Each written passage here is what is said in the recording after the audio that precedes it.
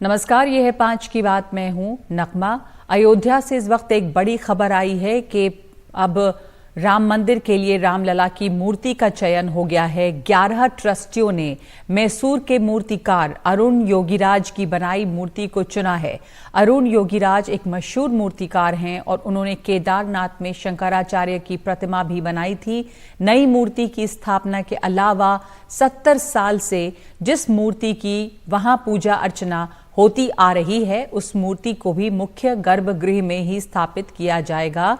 राम जन्मभूमि trust के महासचिव चंपत राय ने आज कहा कि 22 जनवरी को दोपहर 12:20 से प्राण प्रतिष्ठा शुरू होगी और ये समारोह दोपहर 1 बजे तक चलेगा, जिसके बाद प्रधानमंत्री, आरएसएस प्रमुख और ट्रस्ट के अध्यक्ष महंत नित्य गोपाल दास का संबोधन होगा।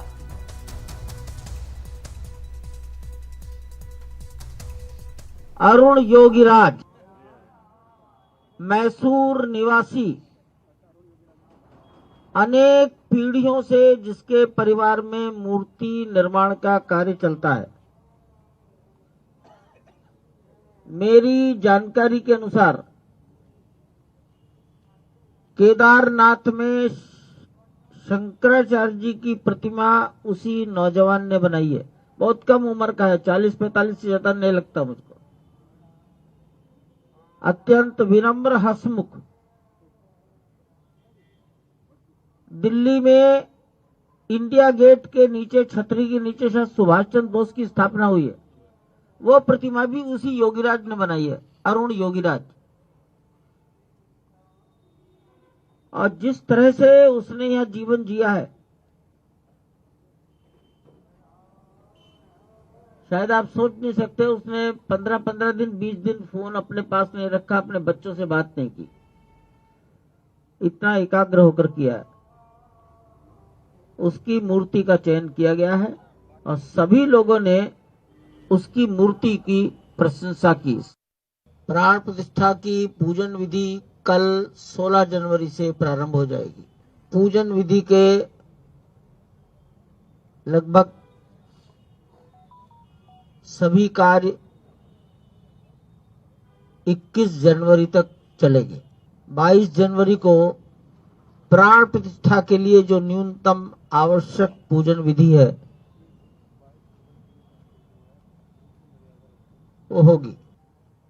18 जनवरी को प्रतिमा गर्भगृह में अपने आसन पर खड़ी कर दी जाएगी। 25 से 30 हजार दर्शक गण, श्रद्धालु प्रतिदिन आते हैं।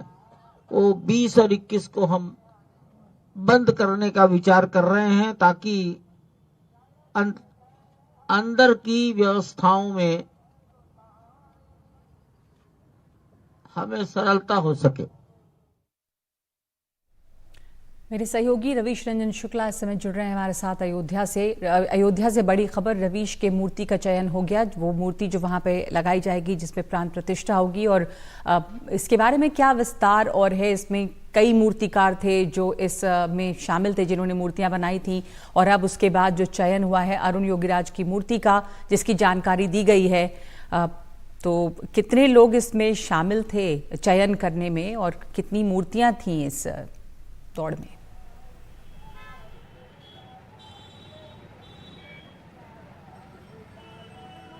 जी देखिए नगमा, ये कहा गया कि जो 11 ट्रस्टी हैं राम जन्मभूमि के, जो इस निर्माण से जुड़े हुए हैं, उन 11 ट्रस्टियों ने इस मूर्ति को देखा और इसके बाद में सबसे ज़्यादा इस मूर्ति को पसंद किया गया और सर्वसम्मत से निर्णय लिया गया कि इसी मूर्ति को गर्भगृह में रखा जाएगा। तकरीबन 150 से 200 किलोग्राम की ये मूर्ति है और जैसा अभी खुद चंपत राय बता रहे थे कि इसको बनाने के दौरान जो मूर्तिकार हैं अरुण, वो खुद यहाँ पर मौजूद थे। 15-20 दिन तक उन्होंने मोबाइल से बात नहीं की। बहुत ही परिश्रम से उन्होंने ये इस मूर्ति को बनाया है और साथ में उन्होंने ये भी कहा कि उस परिश्रम को बाकायदा उन लोगों ने देखा, ट्रस्टियों ने वहाँ पर। लेकिन उन्होंने ये भी उसके साथ में जोड़ा कि जो भी मूर्ति और भी हैं जिनका चयन नहीं हुआ है, उनको भी सम्मान दिया जाएगा, उनको भी जो है वो राम जन्मभूमि में जगह दी जाएगी।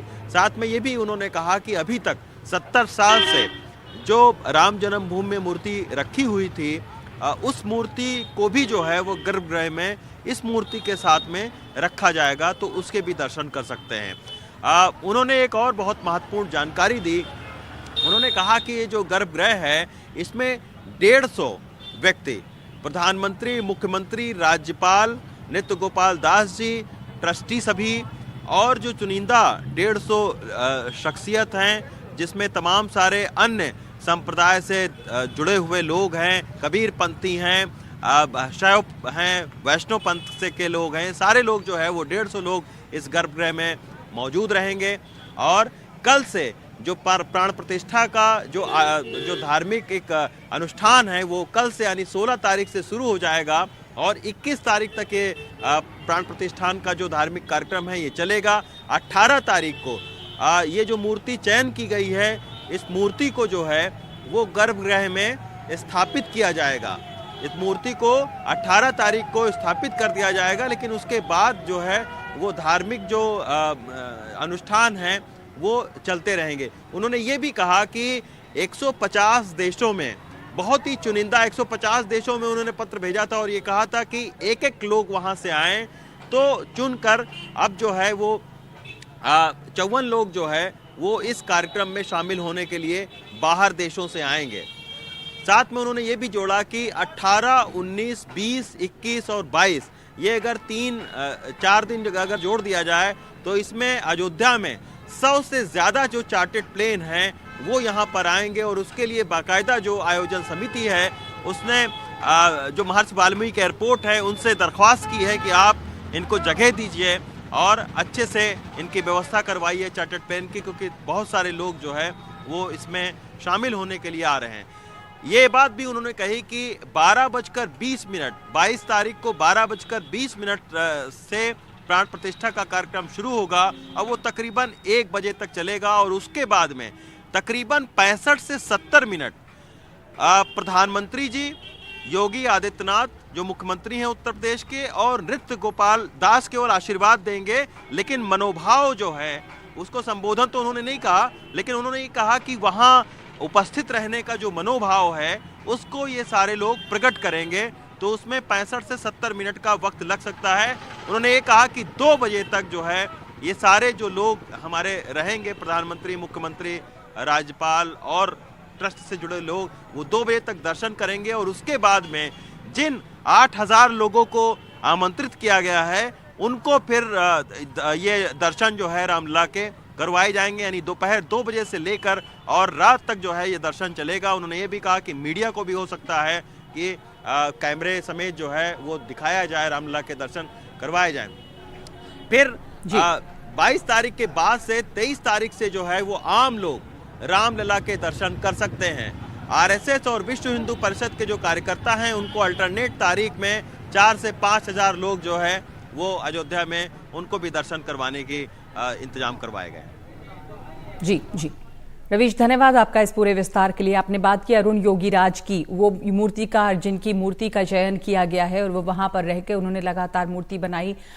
15 दिनों तक बताया गया कि वो बिल्कुल इसी में जुटे रहे, किसी से ज़्यादा उन्होंने बातचीत नहीं की, अपने फ़ोन का इस्तेमाल नहीं किया।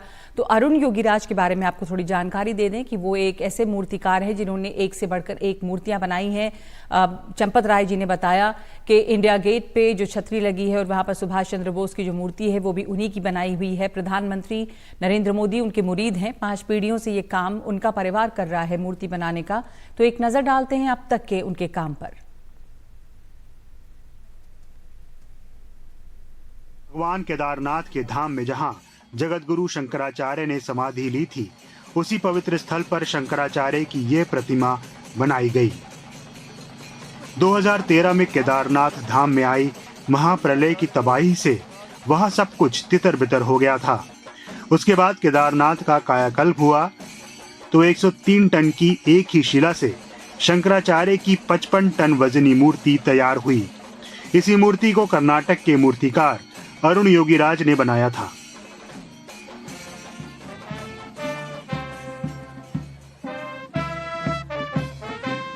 काले रंग के ग्रेनाइट पत्थर से बनी 28 फीट ऊंची नेताजी सुभाष चंद्र बोस की ये मूर्ति इंडिया गेट पर लगी है।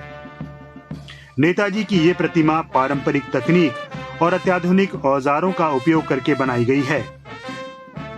ये प्रतिमा भी अरुण योगीनाथ ने ही बनाई है। योगीराज की मूर्तियों के कायल प्रधानमंत्री नरेंद्र मोदी भी हैं, जिन मूर्तियों को देखकर लगता है कि ये कभी भी बोल सकती हैं। उनको बनाने में योगीराज का हुनर भी लगता है और परिश्रम भी। योगीराज की पहचान एक ऐसे मूर्तिकार की है जिनकी मूर्तियों की मांग आज सबसे ज्यादा है। योगीराज अपने परिवार की 5वीं पीढ़ी के मूर्तिकार हैं। उन्होंने अपने दादा बसवन्ना और पिता से प्रभावित होकर मूर्ति बनाने के क्षेत्र में कदम रखा। एक समय उनके पूर्वज मैसूर के राज परिवार के लिए मूर्तियां बनाते थे। हालांकि योगीराज ने MBA की पढ़ाई की और कुछ समय तक कॉरपोरेट क्षेत्र में भी नौकरी की, लेकिन 2008 में मूर्ति बनाने के लिए अपने पारिवारिक पेशे में एक बार आए तो आज देश के सबसे व्यस्त मूर्तिकारों में शुमार किए जाते हैं। आज देश के अलग अलग इलाकों में कई ऐसी मूर्तियां हैं जो योगीराज की बनाई हुई हैं और जो इतिहास में मील का पत्थर साबित होने वाली हैं। सुभाष चंद्र बोस की मूर्ति बनाई जो इंडिया गेट के पास अमर जवान ज्योति के पीछे लगी है। केदारनाथ में आदि शंकराचार्य की 12 फीट ऊंची प्रतिमा बनाई तो मैसूर में 21 फीट ऊंची हनुमान जी की मूर्ति भी।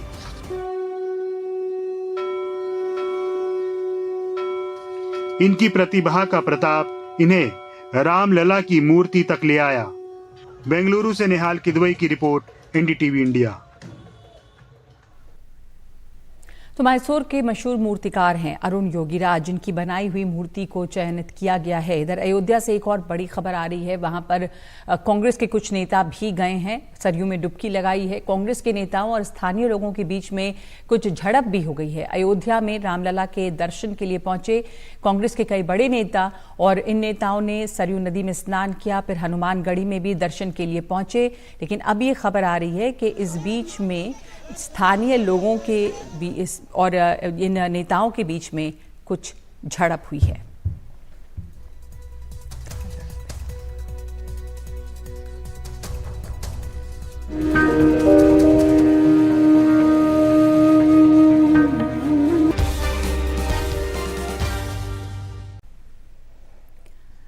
अब हमारा आज का खास फोकस जो आर्टिफिशियल इंटेलिजेंस पर है। आर्टिफिशियल इंटेलिजेंस यानी कि AI यानी कृत्रिम मेधा आने वाले दौर में नौकरियों के लिए खतरा है। ये अंदेशा पहले भी जताया जाता रहा है, लेकिन नए सिरे से ये बात इसलिए उठ रही है क्योंकि IMF की प्रमुख क्रिस्टीना जॉर्जिवा ने कहा है, डावोस के वर्ल्ड इकोनॉमिक फोरम के लिए रवाना होने से पहले उन्होंने ये बात कही कि जो विकसित अर्थव्यवस्थाएं हैं वहां पे इसका ज्यादा असर होगा। कम से कम 60% नौकरियां AI के आने से जा सकती हैं। हालांकि विकासशील देशों पर इसका असर कम पड़ेगा, इसलिए कुल मिलाकर दुनिया भर में लगभग 40% नौकरियों पे खतरा हो सकता है। लेकिन जो हाई स्किल नौकरियां हैं उनके क्षेत्र में इसका ज्यादा असर पड़ेगा। हालांकि IMF ने इस बारे में जो रिपोर्ट तैयार की है उसके मुताबिक 50% नौकरियों पर ही इसका नकारात्मक असर पड़ेगा। कुछ नौकरियां ऐसी भी होती हैं जिनको इससे फायदा होगा, इसका पॉजिटिव असर होगा। इसकी वजह से जो उत्पादकता है वो बढ़ सकती है और वेतन भी बेहतर हो सकता है। लेकिन विकासशील देशों की अर्थव्यवस्थाओं को इसके लाभ भी कम मिलेंगे क्योंकि अभी वहां पर AI की पहुंच थोड़ी कम है। तो कुल मिलाकर AI यानी कि आर्टिफिशियल इंटेलिजेंस से कुछ खतरे तो हैं, लेकिन साथ साथ बात यह भी है कि इससे नए अवसर भी मिलेंगे, नए मौके सामने आएंगे। तो IMF की चीफ ने ये बात कही है, इसलिए एक बार फिर से हम देख रहे हैं कि AI जो है उसका असर दरअसल नौकरियों पर किस तरह पड़ सकता है। पहले भी कई संस्थान हैं जो AI की वजह से नौकरियां जाने की चिंता जता चुके हैं। तो गोल्डमैन सैक्स ने यह पहले कहा कि AI से 30 करोड़ नौकरियों पर असर पड़ेगा। इसके अलावा वर्ल्ड इकोनॉमिक फोरम ने भी यह बात कही थी कि अगले 5 साल में 25% नौकरियों पर इसका असर पड़ेगा। अशांति के एक नए दौर की भी आशंका है। 2027 तक 6.9 करोड़ नई नौकरियां आएंगी। 2027 तक 8.3 करोड़ नौकरियां जाएंगी। प्रशासन में 2.6 करोड़ नौकरियां एआई की वजह से खत्म हो सकती हैं। तो ये बातें गोल्डमैन सैक्स ने भी कही है, ये बातें पहले भी कही जा चुकी हैं और अब आईएमएफ की चीफ भी इसके बारे में बात कर रही हैं। तो ये भी समझ लीजिए कि एआई है क्या और इसके किस तरह के उदाहरण हमें अपनी हर रोज़ की ज़िंदगी में अभी भी दिखाई देते हैं।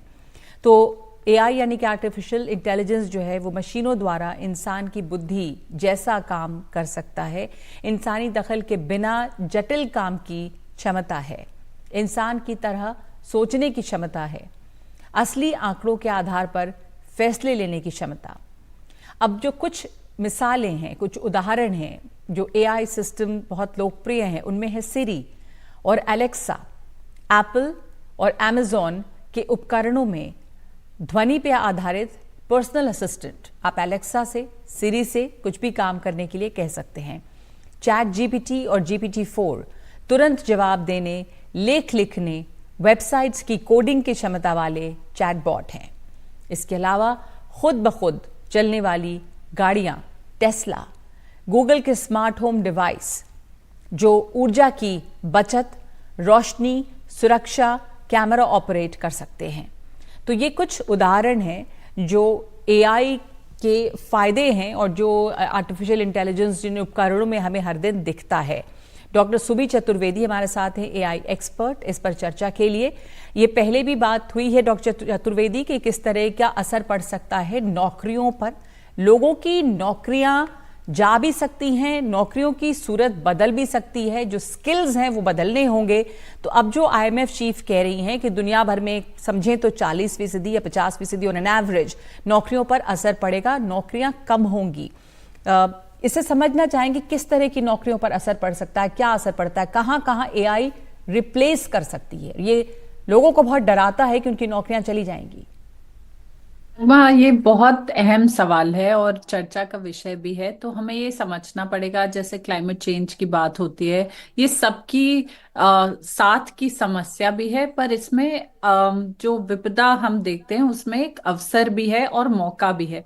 पहली बार हमें ऐसा मौका मिल रहा है 5G की तरह, 6G की तरह, कि इंडिया सेम प्लेटफॉर्म पे आके जो हमारा असीमित इंजीनियरिंग टैलेंट है, जिसको हम कल्चर, कंटेंट, क्रिएटिविटी और इंजीनियरिंग का समन्वय मानते हैं, उसमें हम वैल्यू एडिशन करके हम नौकरियों की जो ग्लोबल हमारा समन्वय है उसमें ज्यादा से ज्यादा हक विकासशील देशों का हो सके, क्योंकि हम ज्यादा जुझारू हैं, हम इंजीनियर्स हैं। तो ऐसा नहीं है कि नौकरियां नहीं जाएंगी, नौकरियां बिल्कुल जाएंगी, पर उनमें ज्यादातर जो परिवर्तन आएंगे वो उनके स्वरूप बदलेंगे। तो जैसे आप मशीन को समझें, अगर डेस्टिनेशन ए से हमें डेस्टिनेशन बी तक जाना है, तो ये कहना कि मेहनत ही करना पड़ेगा या लो लेवल, लो इंटेंसिटी पर बहुत सारे लेबर इंटेंसिव ही लोग जुड़े तो ही अच्छा है। तो मशीन का जो रोल होता है कि मिनिमम एफर्ट में आपको मैक्सिमम आउटपुट प्रदान करे। तो अगर मुझे 3 दिन लगते हैं कोडिंग करने में और मैं सिर्फ उसमें एक हरे रंग का बॉक्स बना रही हूँ अपनी वेबसाइट पे, तो वो हमें समय व्यर्थ लग रहा है। तो इस तरह एआई का समन्वय करके, चाहे वो सॉइल एनालिसिस हो, चाहे बहुत बड़े डेटा सेट्स हो, उनका प्रिडिक्शन करना हो, या हमारा जो सोचने का तरीका है उसको जल्दी कैसे करें, अपना समय कैसे बचाएं और ज्यादा आउटपुट कैसे निकालें, वो हो गया पॉजिटिव इम्पैक्ट। तो इसका आप बता रही हैं कि एक होगा, लेकिन जो बात होती है कि नौकरियां खतरे में पड़ेंगी, 40% हो, 50% हो, और जो हाई स्किल्ड नौकरियां हैं वहां पर इसका ज्यादा असर पड़ेगा। तो आप जो बता रही हैं, क्या उससे ये भी समझा जाए कि अब तक जो काम इंसान कर रहे थे वो ज्यादा तेजी से, ज्यादा प्रोडक्टिविटी मशीनें कर देंगी, तो इंसानों को अपने को अपस्किल करना पड़ेगा कि नौकरियों के स्वरूप बदलें और कुछ और करें वो। नगमा, तो इसलिए मैं इससे थोड़ी सी विभिन्न राय रखती हूँ कि हाई स्किल जॉब्स जाएंगे। मुझे लगता है इसका विपरीत परिस्थिति उत्पन्न होगी, क्योंकि हम necessity is the mother of innovation and invention. High skill नौकरियों का मुझे लगता है बहुत कम इम्पैक्ट होगा, जो लो स्किल जॉब्स है उन पे कहीं ज्यादा इम्पैक्ट होगा, क्योंकि वो आप लार्ज डेटा सेट से, जैसे आपने 100 डेटा, उदाहरण देंगे आप समझने के लिए? जी जी जी, आपने 100 डेटा एंट्री ऑपरेटर्स रखे, अगर एआई से आप कोड लिखवाते हैं तो वो वही काम वो 10 मिनट के अंदर कर सकता है। तो जो बहुत ही low skill, bottom of the pyramid, जो जहां आपको बहुत ज्यादा दिमाग नहीं लगाना और नंबर क्रंचिंग, और हमारी आवश्यकता ज्यादा है कि कंप्यूटर की प्रोसेसिंग पावर या कंप्यूट पावर क्या है, तो वो उस कामों में जहां आपको बहुत सारे व्यक्ति लगते थे, जैसे आप 7वीं और 8वीं का मैथ्स पढ़ते थे ना, अगर 10 आदमी एक दीवार कितने दिनों में बनाते हैं तो 20 आदमी कितने दिनों में बनाएंगे। तो हमने ये जो श्रम है उसको हमने अपनी कंप्यूटर प्रोसेसिंग पावर से रिप्लेस कर दिया। तो एक हमारे पास 3 चीजें हुई नगमा। एक, जो हमारा प्रोसेसिंग पावर थी वो बढ़ गई, और जो बहुत सारा डेटा हम एग्जीक्यूट करके उसकी एनालिसिस नहीं कर पाते थे वो अब हम कर सकते हैं। तो चाहे वो एनर्जी सेक्टर हो, चाहे वो ट्रांसपोर्ट सेक्टर हो, चाहे फार्मिंग हो, चाहे मैन्युफैक्चरिंग हो, वहां बहुत सारी नई नौकरियां मैं उभरते हुए देखती हूँ। पर अगर आप इस दौड़ में पीछे छूट गए, तो जैसे लंदन में एक स्टडी आई है, वहां कह रहे हैं कि 63% डिसीजन मेकर्स के पास एआई की कैपेसिटी नहीं है, चाहे हाई स्किल्ड हो चाहे वो लो स्किल्ड हो।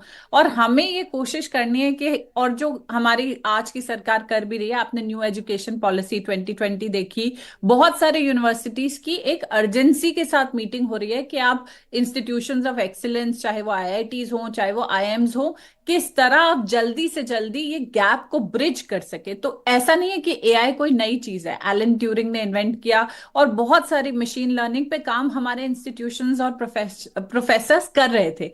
चैट जीपीटी के आने से ये हुआ, और माइक्रोसॉफ्ट ने जब इन्वेस्ट किया, नगमा में 10 सेकेंड और दूंगी, तो एक बहुत आसान तरीका मिल गया जिससे, जैसे आपने सीरी की बात करी, उसका यूजर इंटरफेस बहुत आसान बन गया। तो जो लोग बहुत टेक्निकल थे या सिर्फ इंजीनियर या कोडर थे, वो तो इसका इस्तेमाल कर लेते थे। अब आम तौर पे आप और मैं भी इसका इस्तेमाल कर लेते हैं, जो हम बहुत टेक्निकली सैवी नहीं है।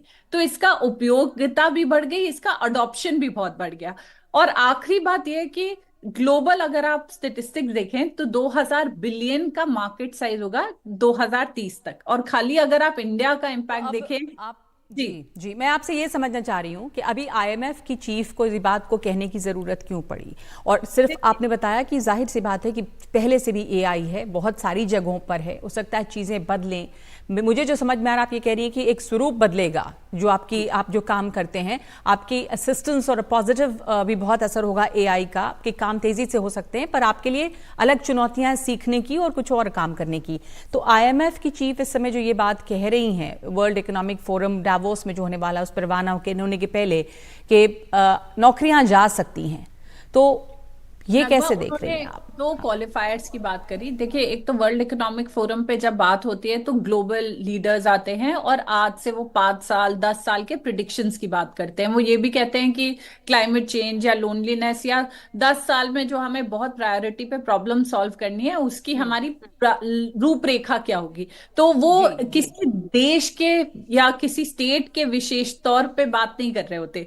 तो मैं बिल्कुल मान सकती हूँ कि जहां टेक्नोलॉजी इजिली अवेलेबल है और लेबर की कॉस्ट बहुत हाई है, तो वहां तो बहुत आसान है, और लोग करना भी चाहेंगे कि मैन्युफैक्चरिंग में business is in the business of business, तो जहां प्रॉफिट उन्हें दिखेगा वहां वो रिप्लेस करेंगे। पर मैं मिला के कह रही हैं कि डरने की बात नहीं है, ये एक लॉन्ग टर्म बात की भी बात हो रही है कि चेंज होगा, एक पूरा जो अप्रोच है उसमें चीजें तो बदलेंगी ही। और जो आखिरी मतलब कुछ चीजें जो हमें देखना है कि हमें फोकस किस पे करना है। हमें जब हम एआई की बात करें या नौकरियां जाने की बात करें, जो अपॉर्चुनिटीज हमारे सामने, चाहे वो डेटा लेबलिंग हो, चाहे क्यूज देना हो, चाहे एनोटेशन करना हो, बहुत बड़े बड़े डेटा सेट्स आ रहे हैं। तो अभी तो trend AI teaching the trainer नहीं है हमारे पास, एआई ट्रेनिंग और सपोर्ट। एआई में हम हमेशा रिस्पॉन्सिबल, अब तो एआई एंकर्स भी आ चुके हैं, तो कैसे वो बदलेगा? हमारी नौकरियां भी खतरे में। रिपोर्टर्स, तो जो एथिकल बायस है, बायस मिटिगेशन हो, चाहे एआई का हेल्थ केयर में इस्तेमाल हो, तो जो हर सेक्टर है उसमें अपस्किलिंग, रीस्किलिंग, री इन्वेंशन, उसकी आवश्यकता ये है कि चीजें बदलेंगी, अपस्किलिंग और रीस्किलिंग की जरूरत होगी। वो जो गैप है अभी, उसको भरने की जरूरत है, लोगों को सीखने की जरूरत है। धन्यवाद, आपका समय इतना ही है हमारे पास इस वक्त एआई पे चर्चा के लिए। एक ब्रेक लेंगे हम, ब्रेक के बाद लौटते हैं कुछ और खबरों के साथ ही मशहूर शायर मुनव्वर राना का निधन, हमारी श्रद्धांजलि उन्हें इस ब्रेक के बाद।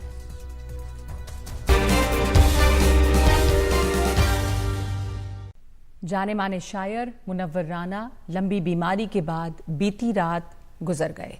वो हिंदी उर्दू की परंपरा के शायद सबसे ज़्यादा पढ़े जाने वाले शायरों में एक थे। माँ को लेकर उन्होंने बहुत सारी नज़में लिखी, गज़लें कहीं, जिनको खूब शोहरत मिली। उनकी शायरी की खूबी उनकी सादा बयानी रही। वो बहुत ही आम बोलचाल की भाषा में गज़लें कहते रहे। उनका एक बेहद ख़ास काम है मुहाजिरनामा, जिसमें उन्होंने देश छोड़कर पाकिस्तान जा बसे लोगों की तकलीफ का एक महाकाव्यात्मक बयान किया है। इनकी कुछ पंक्तियां उनकी याद के साथ। मुहाजिर हैं मगर हम एक दुनिया छोड़ आए हैं, तुम्हारे पास जितना है हम उतना छोड़ आए हैं। कहानी का ये हिस्सा आज तक सबसे छुपाया है कि हम मिट्टी की खातिर अपना सोना छोड़ आए हैं। जवानी से बुढ़ापे तक जिसे संभाला था मैंने, वो फूकनी छोड़ आए हैं, वो चिमटा छोड़ आए हैं। किसी की आरजू के पांव में जंजीर डाली थी, किसी की ऊन की तीली में फंदा छोड़ आए हैं। तो छोड़ने और टूटने की ये दास्तान कहने वाले अजीम शायर मुनव्वर राना को अलविदा। अयोध्या के लिए एक और अच्छी खबर है। 19 जनवरी से लखनऊ से अयोध्या के लिए एक हेलीकॉप्टर सेवा शुरू हो रही है। इसके लिए कुल 6 हेलीकॉप्टर जुटाए गए हैं और हर हेलीकॉप्टर में 8 से 18 लोग जा सकेंगे।